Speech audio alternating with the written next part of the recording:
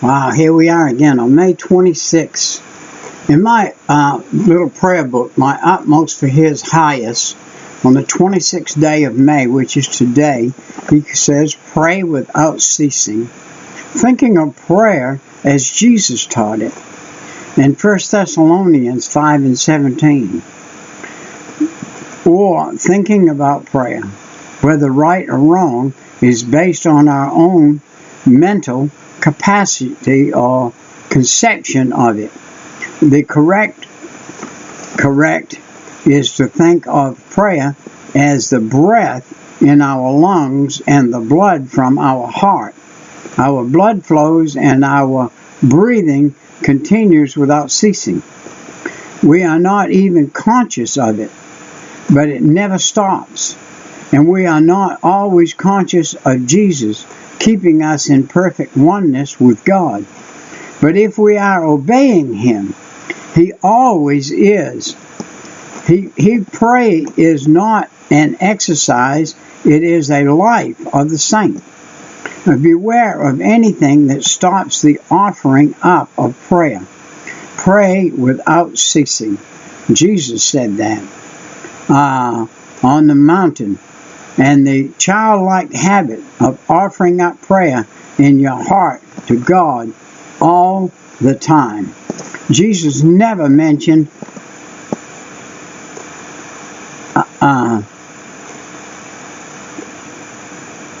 answered prayer. He had the ultimate certainty of knowing that prayer is always answered. Do we have, through the Spirit of God, that inexpressible certainty that Jesus had about prayer? Or do we think of the time when it seemed that God did not answer our prayer? Jesus said, everyone who asks receives, Matthew 7 and 8. Yet we say, but God answered prayer in the best way, not just sometimes, but every time. However, the evidence of the answer in the era we want it may not always immediately flow. Do we expect God to answer prayer?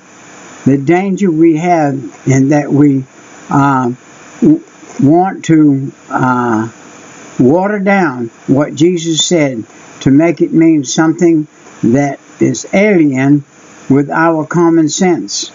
But if it were only common sense, what he said would not even be worthwhile.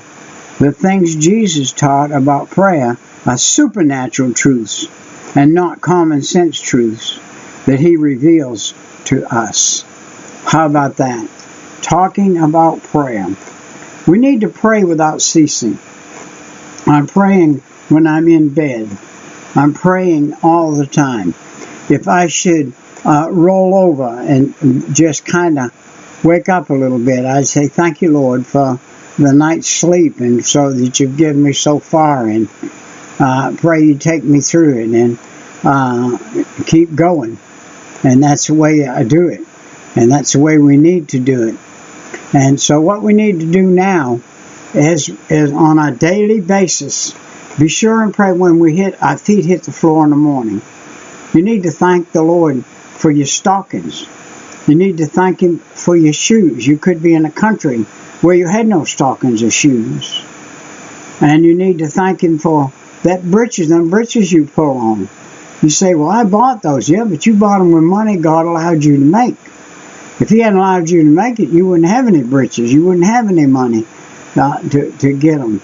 And so we need to put all of our trust, all of our thought in God, and He will take care of us.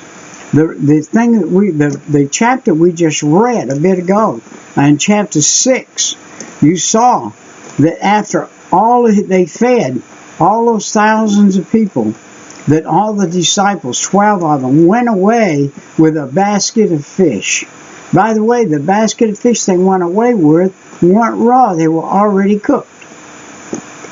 When Jesus prepares something, He prepares it without you knowing it, and always the right way. And when he sent out the fishes and the bread, it was already prepared, and he sent it out. And so what he does by himself, and you can't ask questions about it. You just have to accept it. Well, this has been a good day. It's been another day the Lord has made. He has brought us through it, and we are happy.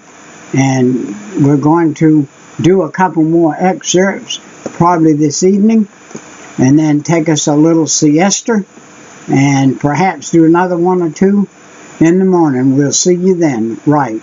Bye-bye. All right. Can't get my little